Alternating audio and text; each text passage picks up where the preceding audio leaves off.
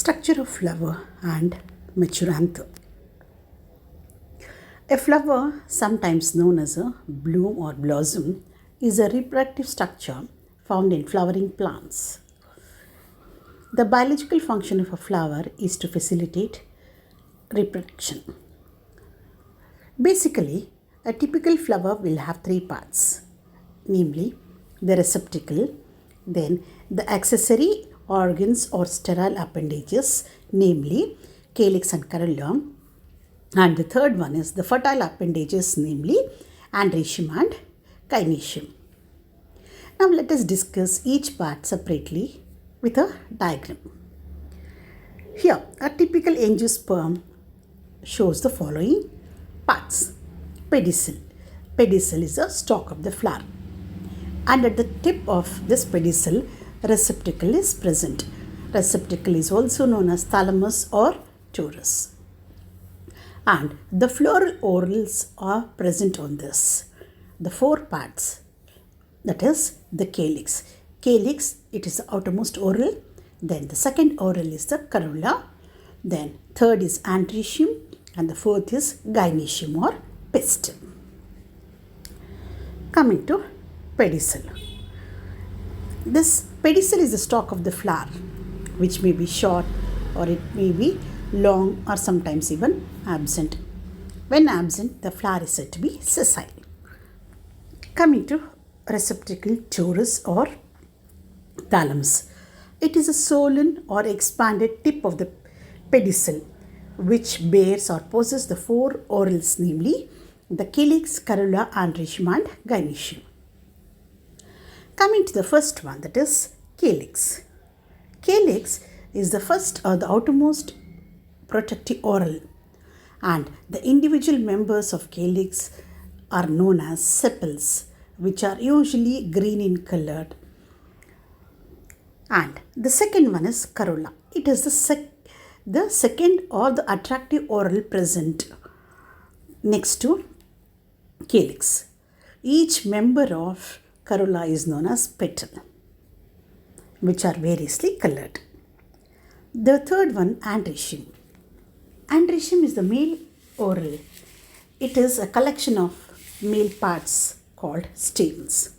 Each stamen is a modified leaf or microsporophyll. Each stamen possesses three parts, namely filament, anther, and connective. Each anther has two anther lobes, and each lobe usually contains two pollen sacs or microsporangia filled with pollen grains or microspores. Coming to the fourth one, gynoecium or pistil. It is a female oral and its functional unit is known as carpels. And each carpel consists of three parts, namely ovary, style and stigma. Ovary is a swollen basal part of the carpel that contains one or more ovules. Each ovule is connected to the ovary wall through a special tissue known as placenta. Now coming to the structure of anther. A typical anther is bilobed, with each lobe having two theca, which means they are dithecous. And in some of the family, that is Malvaceae, the stamens are monothecous. In a cross section, the anther is four-sided tetragonal structure consisting of four microsporangia located at corners, two in each lobe. Later, the microsporangia develops and become pollen sacs, which are packed with pollen grains.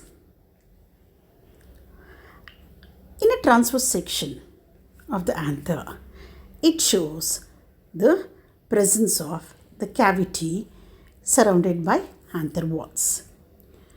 The anther is bilobed, each having two theca, and a typical anther is tetrasporangiate. Coming to the different layers, the outermost layer is the anther wall. This anther wall consists of the following layers. Epidermis. Epidermis is a single layer and it is protective in function. Below this is the second layer, that is endothelium. And even this is generally a single layered with radially elongated cells. And these are hygroscopic in nature and helps in dehiscence when the anther matures. Middle layer. Usually 2 to 3 layers of cells are present next to endothelium, which constitute the middle layers. They are generally ephemeral. They disintegrate or they get crushed during maturity. The innermost layer is the tapetum, which is a nutritive tissue. It is usually single layered and rich in reserve food material. It is polyploidy and serves to provide food materials for the developing sporogenous tissue. The tapetum is classified into 2 types based on their behavior, namely the amoeboid tapetum and the secretory tapetum. And next to this is the anther cavity filled with microspores in young stages or with pollen grains at maturity. The meiotic divisions of the microspore mother cells give rise to microspores, which are haploid in nature. Coming to connectivity. It is a column of sterile tissue surrounded by anther lobe and it possesses the vascular tissue. It also contributes to the inner tapetum.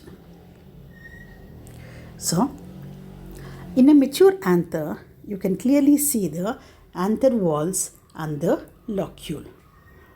It is 4-corner, 4-chambered, multicellular body covered by a layer of epidermis.